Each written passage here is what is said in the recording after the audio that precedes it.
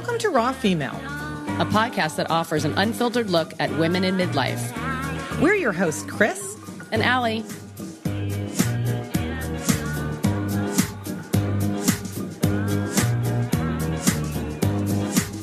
Hey, Al. Hey, sister. This is part one of our chat with Monica Corcoran Harel. She was so fun to interview. Yes. She kind of can roll with us, I think, as the fourth sister. Completely. So she's a journalist, and she launched Pretty Ripe, which is a newsletter for the 40-plus demographics that kind of intersects beauty, wellness, fashion, and culture. The hacks in there are awesome. It's everything that I want to be reading about right now. To be fair. Right. Oh, and feminism. Let me just say that. Yeah. Heavy dose of feminism and there. And she just finished a screenplay that Netflix bought. Exactly. And that sounds like it's going to go into production in the next year. So I'm excited to see how that unfolds.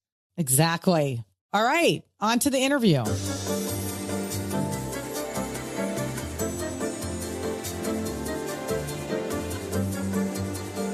Monica, so awesome to have you. It's great to be here. You came into my inbox and I wish I knew how. But as soon as I clicked and started reading your stuff, I was like, oh, we need her. Well, she sent it to me. I did. And I was like, what's this? Yes. And then I reached out to Monica in a very professional way and said, I don't know really what we would do with you, but we want you on our show. You're definitely a fit. Yeah. So tell us about Pretty Ripe. Okay, first of all, that's what everybody says to me. I don't know what we would do with you, but I'd love to know how it got in your inbox. Pretty Ripe is a newsletter, that I started last December.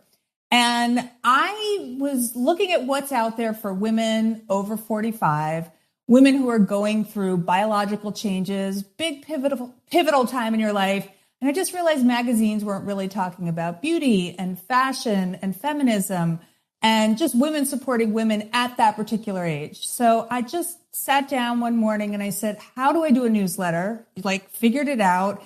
And I just wrote one and I sent it out to friends. And within about 2 weeks, maybe 3 weeks, I had almost 1,000 subscribers to Pretty Ripe.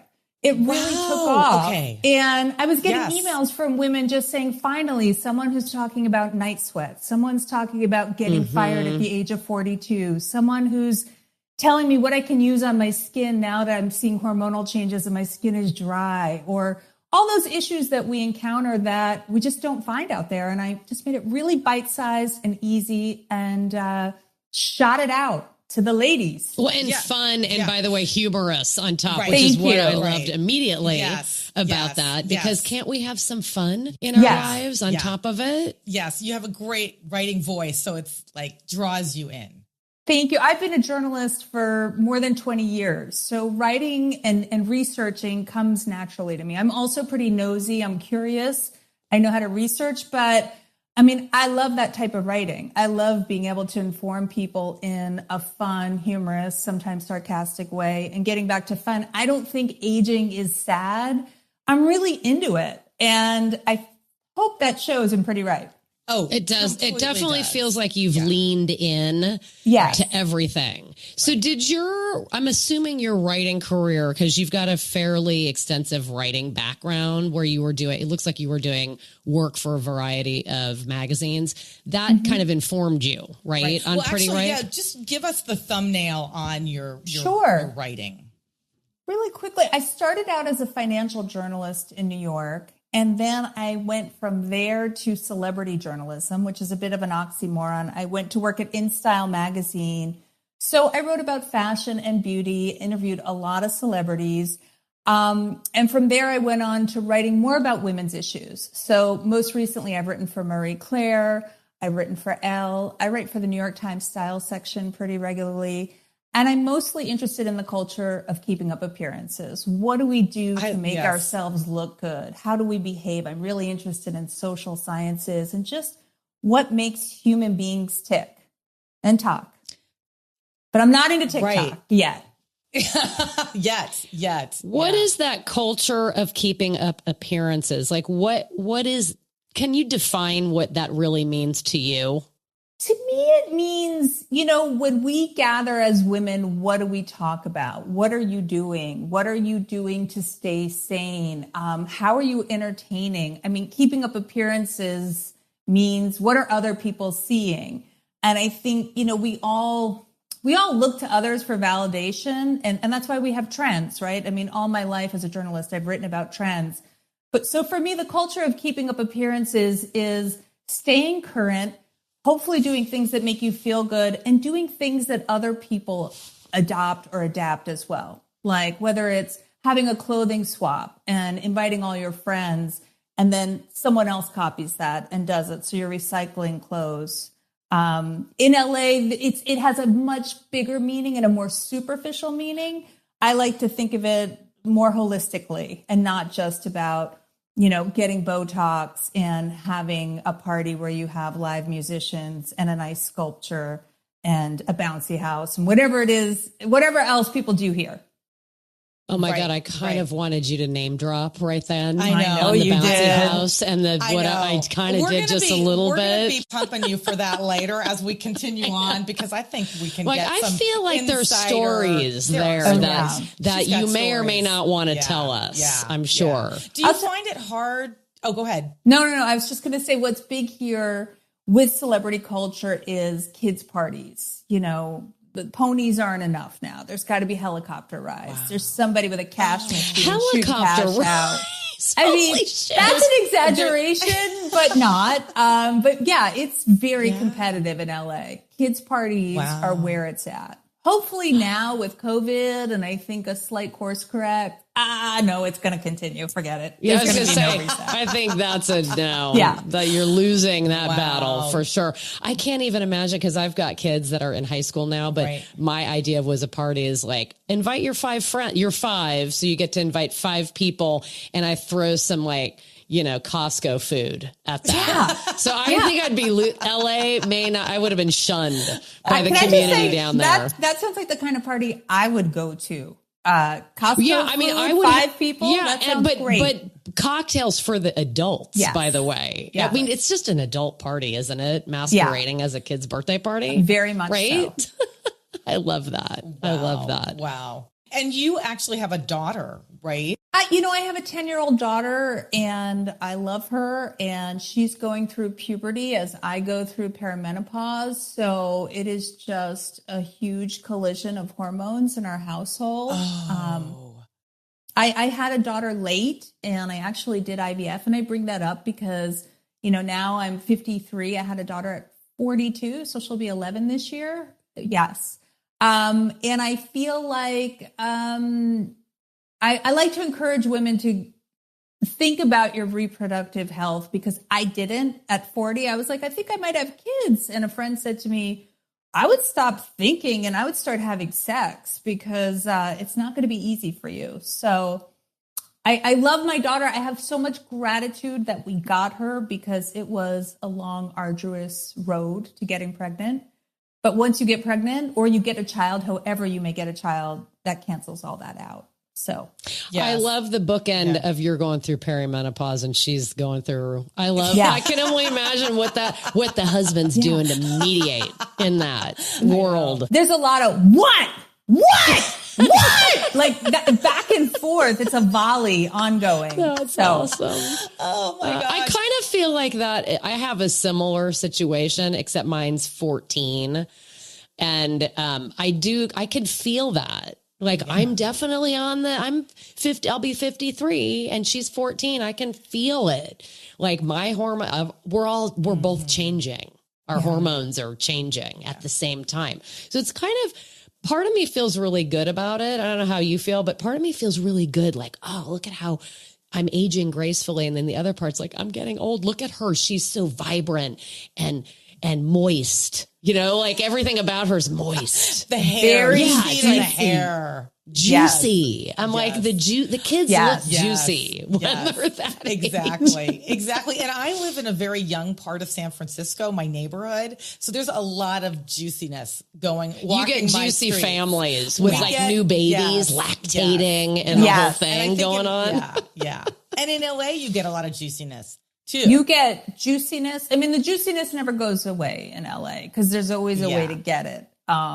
Somehow you can get that juice. It's interesting what you said about, aging around your daughter, because my mom really never talked about aging. She was always obsessed with her weight and being a size 2.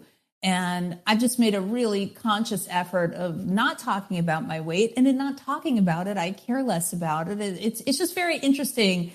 There are parts of aging that suck, and my daughter probably sees that sometimes. Sometimes I'm just exhausted. But at the same time, I look at the way my mom aged, and without talking about it and acknowledging it and embracing it. And granted, she had me younger, but there was just this resistance to telling women how old you are or how much you weighed. Not that I ask women how much they weigh, but just those stigmas have lifted. And I feel like our daughters are growing up in a much smarter, more sensible, and kinder to ourselves world. Oh, definitely. I have a 27-year-old daughter who was a rugby player. Oh, wow. Yes. And I got to say, her whole rugby team in college and after college was so body positive. And, these were women of all shapes and sizes and strength qualities. And it was really empowering to be around them. What other kind of age positiveness? Is that a word? Positiveness. Yeah. I'm down for positiveness. Positiveness. Yeah. What other, give us some line items like that is a mantra for you. Well, I can speak for myself, and Pretty Ripe has started a dialogue with a lot of women I don't know, women I do know. If I go to a party, it'll come up and it spurs a conversation around aging, since that's a big part of the subtext. And I just hear so many women saying, I don't give a shit anymore about what people think of me. I'm better to myself. But in particular, I'm really freed up to do whatever I want. I'm freed up to wear what I want. I'm just so less self-conscious. And I don't look to other people to validate who I am, because you come into your identity. And at this point, you're like, yeah, maybe I mix leopard print with stripes. It's not for everyone, but it's for me. And if you walk into a room and that's who you are and you look happy and confident, people will accept it. I mean, I just think there's this, it's a gift that we get, which is feeling certain about who we are. That's why I always say I write for certain women. And by that, I don't mean age. I mean, women come into being certain about themselves in their 40s, in my opinion. You can keep your juicy skin. I will take this confidence that we get over thick, lustrous hair and juicy skin and a nubile body any day. I really would.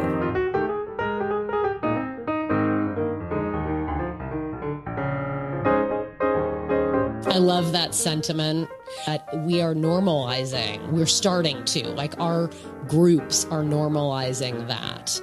And I'm so happy we're all here seeing that, and we're in this stage to see that happen. Because like you said, our mothers didn't have that.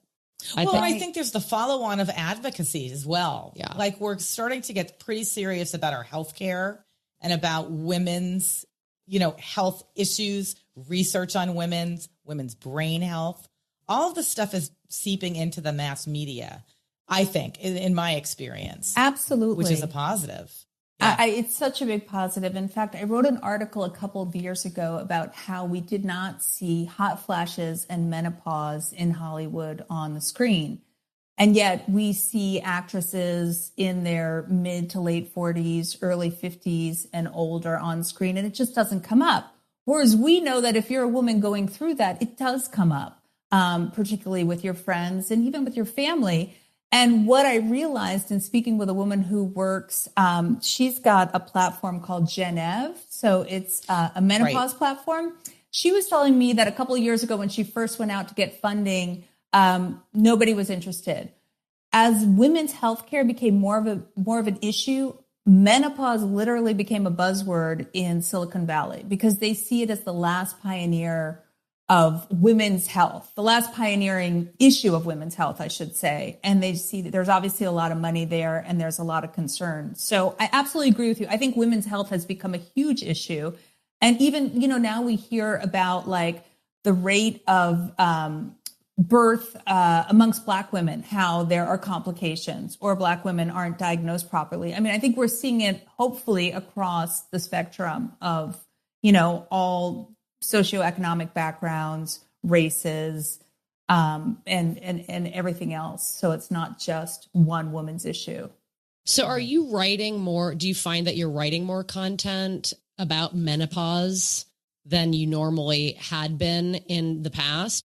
That's a great question. I am not writing as much about it because I have veered into screenwriting and other types of writing, but I'm seeing more of it. And when I was pitching stories about night sweats or, career pivots or even just mood swings that women start to experience as their hormones wane, I got really nice responses from my editors, which is, this is a great story. We need to do this, but we can't. Our readership, our advertisers think our readers are, tap out at younger, like 37 or 38. And those are not issues that women encounter at that age.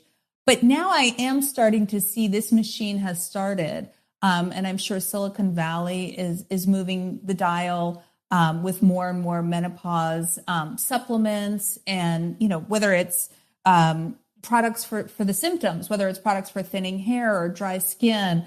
I think it's all becoming part of the zeitgeist, and women's magazines are starting to write or publish more and more stories about menopause, but they still kind of dip their toe in. They don't want to get in, like they almost want to get into the start of menopause, which is about women 45 start to experience perimenopause. So I feel like they sort of hedge their bets and start there because they don't want to get into the women in their 50s. And that's a shame. Which, you know what? And what I can say about that is they're completely misguided, because if you want money, it's the woman that's 50, not the woman that's 35. I'm curious, like, what is it? What is the discussion that they have where they align on, let's get a 23-year-old influencer as opposed to a 47 or 52-year-old woman? Especially if I can tell you exactly. Later in life. I can tell you exactly what it is, and you've seen it in publishing. Is a lot of these executive editors have lost their jobs because of diversity issues. Is that we had men primarily in executive roles at all of these publishing houses. Now, I can't speak to the publishing houses that you were working for because I'm in a different category, but I will tell you that I would say 85-90% of the people in executive roles at publishers, at the magazines in the food and culture space that I'm in are men. Mm-hmm. And so they don't have an understanding of... Well, yeah, because look, if we are finding that our mothers never told us anything about menopause, I mean, this is a big mantra, generalization, that we're kind of walking into it slightly blinded. And then if you look at men, so what will they know? I mean, they'll know even less. All they can associate is with a dried up woman. Well, right. Dried up vag. That's not sexy. And that's not sexy. That's scary. Yeah. That's scary. And I don't understand that. Yeah, so I don't go towards what I don't understand.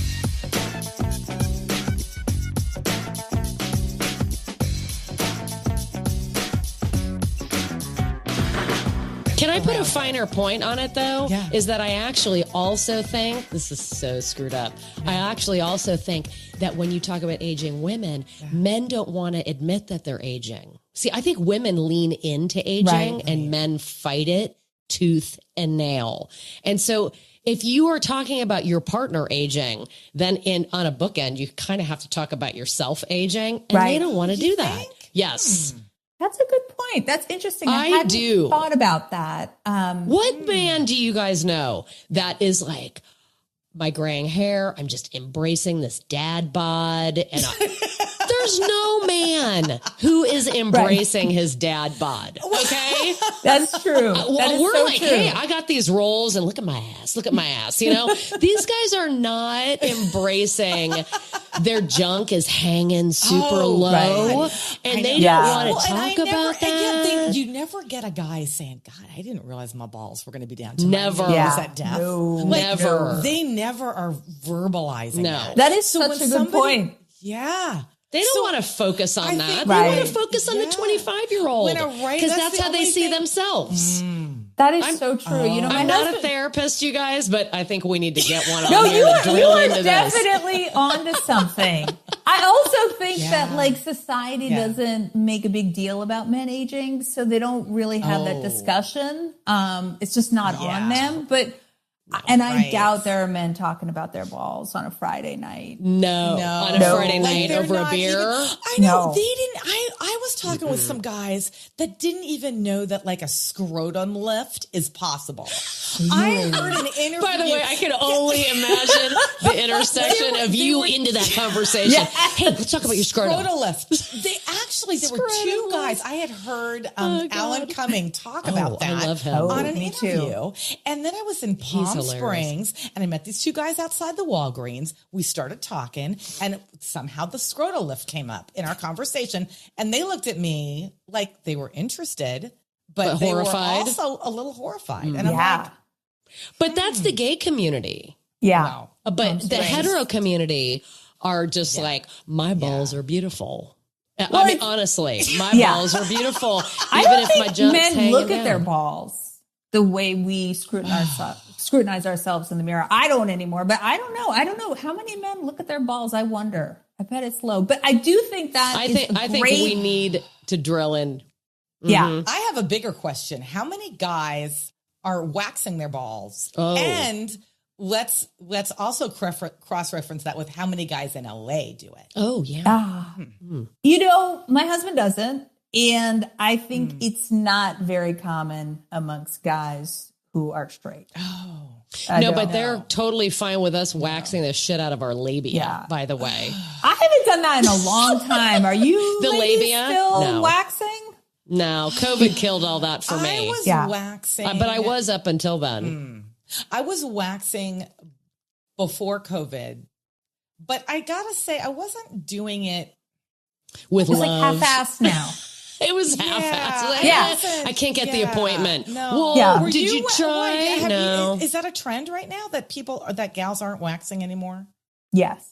I wrote an article a couple of years ago for Marie Claire about how pubic hair has become really politicized. Like, if you wax, you're not a feminist.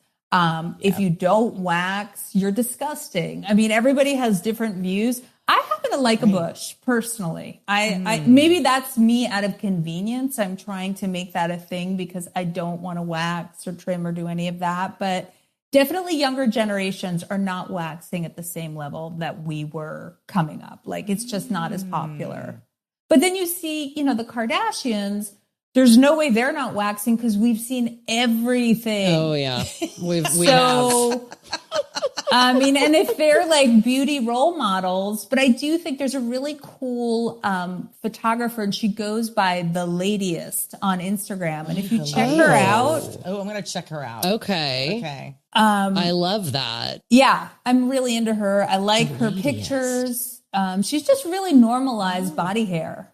And she's been kicked off Instagram a few times for it, which is really interesting. Now I think it's settled down. But when I wrote this article, kicked off for what? Yeah, you know how? Why? Well, they'll censor you on Instagram for certain content. Oh, yeah. And they censored her years ago because of pubic hair. And that caused brought her more followers, caused a bit of an outcry, of course.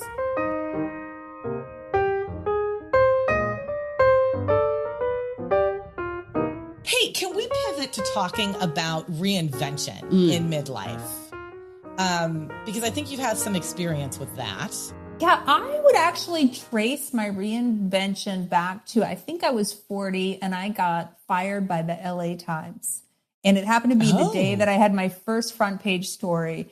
And the truth is, it was, I was let go. I mean, they were downsizing. I like to say fired because it sounds really dramatic, but I just got sent on my way. And we think you're a badass when you say that. Like, yeah, you really do. And I actually felt great about it. In my mind, I knew that it was the start of something good. I bring that up because that was a forced reinvention back at 40. So I started hustling as a freelance writer.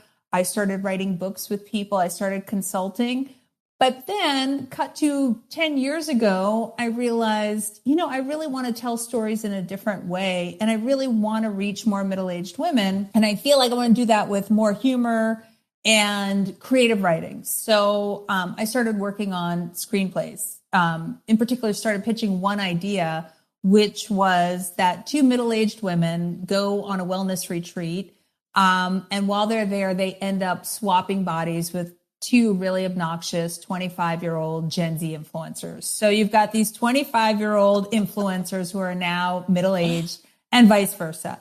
And my writing partner and I actually sold that idea to Netflix. So that's a movie that's now... I love that idea. Yeah. It's actually out to someone right now, a really big actress, which is exciting. I don't know if I'm allowed to say, so I'm not going to. Can you say it? Okay. All right. I love that. Yeah, I don't think it'll all come clear. When you are, contact us. Yeah, we'll put it right out there. We want to know. Okay. But getting back to reinvention, I kind of figured, look, as a writer, I never made that much money. So I guess in that respect, I didn't have a lot to lose. It's not like I quit a job as a high paid attorney. But I also just thought to myself, I feel really passionate about this and getting back again to that like confidence. Like I can walk into a room and sell an idea and sell myself better than I ever have before. And when you think like, well, I should have done that when I was 35. Well, I don't know that you could have walked into a room at 35 and convinced people that they should make a big movie about middle-aged women swapping bodies with influencers. And I think that reinvention in middle age, it's daunting, and yet you'd be surprised at how much easier it is to convince other people of your worth because you're convinced of it yourself. And I just want to bring up, there was a statistic that I wrote about recently that I read that I thought was fascinating. Women entrepreneurs in their 50s are actually twice as likely to be successful with a startup than women in their 30s. And when you hear that, I mean, that says it all. It totally does. Right. Do you think that we can get to a point, like I understand that there's a runway between 35 and 50, right? Right. Which like informs you and you kind of evolve. But I'm wondering if there's a way, we talked about this on another Q&A, Kris, if there's a way for us to start that process earlier. So we're not reinventing at 50, maybe we're reinventing at 40. Like, is it because of the way we're socialized? I think that's part of it, where at 35, we're still not understanding our full worth. There's something there that we need to work on, is what I'm saying. And I love this notion of reinvention at 50, but I'll love it even more if women are doing it at 35. Well, I actually think that the next generation, they may reinvent themselves, but I think they are reinventing themselves earlier. They're definitely feeling more entitled to what they want, and they're pursuing their passions more. I mean, they say that millennials don't stay in jobs the way Gen X women did. You know, we'd stay in a job for 15 years or even 10 years. They're in a job for like 2 years. Sayonara, I don't like this anymore. I'm going to do something else. So I think we will see that reinvention. It'll be so interesting to see what the next generation does when they hit middle age. And I think middle age is also a weird nebulous term because, I mean, are we really in the middle? Are we going to live to be over 100? I mean, I think technically middle age is defined clinically as being 45 years old. But it's really interesting that people don't want to embrace middle age. They don't like the term. I feel like it's great. It's the middle. Like, I love the middle of a book. I hate ending a great book. The beginning, you're sort of figuring it out. I like the middle of a sandwich, right? Isn't that where the good stuff is? So, yeah, I do. What do you like in a sandwich? I love the middle of a sandwich. Yeah, it's true. Who gives a shit about the bread? I want the meat in the middle. It does sound like, though, that a gift was given to you when you were laid off. These types of changes, whether you instigate them or not, I think it's time for us to all see those as super positive opportunities. Being fired, getting out of a bad marriage, or breaking up with a friend, or whatever they are, right? Mm-hmm. These really hard things. I think they're super informing. And I think that's what COVID is doing to a lot of people. I mean, I don't know that for a fact, but I'm hoping that's what COVID is doing for people. So what advice would you give women who are transitioning to something new? What I learned when I veered off and pivoted into a new career, and I call this like the 3 C's. I learned that like I had more confidence. I had a lot more contacts. Like in launching Pretty Ripe, I could get that out to a lot more women. In trying to pitch a movie idea, I realized I know so-and-so who works at a studio, or who knows so-and-so, or whose cousin knows so-and-so. And then, so confidence, contacts, and then just having some capital. And I know that's a term where for some women, it might mean you've got $25,000 squirreled away that you could invest in yourself. It could mean $2,000. I mean, I started Pretty Ripe. There's no money. It's sweat equity. And I feel so passionate about it. And I love it. So my advice would be, don't overthink it. And also don't try to do something huge. I started a newsletter. I sent it out to, 300 women. It then doubled and tripled. So I just sat down and wrote a newsletter. It definitely took me a day to figure out how to get it out there. Don't try to get yourself on Shark Tank within a week. Start small, like be okay with the beginning of it, and don't try to look to like, what is this going to be? How am I going to monetize this? How much money am I going to make? Whenever I used to hear Oprah say, do what you love and the money will follow. Like, really? I don't know if I believe you, Oprah. And now the money has not followed with Pretty Ripe, but I love it. And I know something will come of it. It will grow. And I do understand what she means by that. I feel passionate every time I sit down to write it. And I think the same is true of screenwriting. Like, I really love writing about women at this age. So I imagine money will follow. Do you have another screenplay in you? Are you working on another one now? I am. My partner and I have an idea that has to do with remains. And I happen to lose my brother and my dad. I can't believe I'm laughing because it's not funny at all, within a couple of months of each other. But I also have both of their ashes in a gift closet in my house, because here's the thing. When you have someone's ashes, you really don't have anything to do with them. I mean, if you don't have an urn, you just end up putting them in your junkie drawer in a closet. So we're writing a story about what to do with someone's ashes. Join us next week as we continue our conversation with Monica. We talk about women, film, and the power of an appreciation note.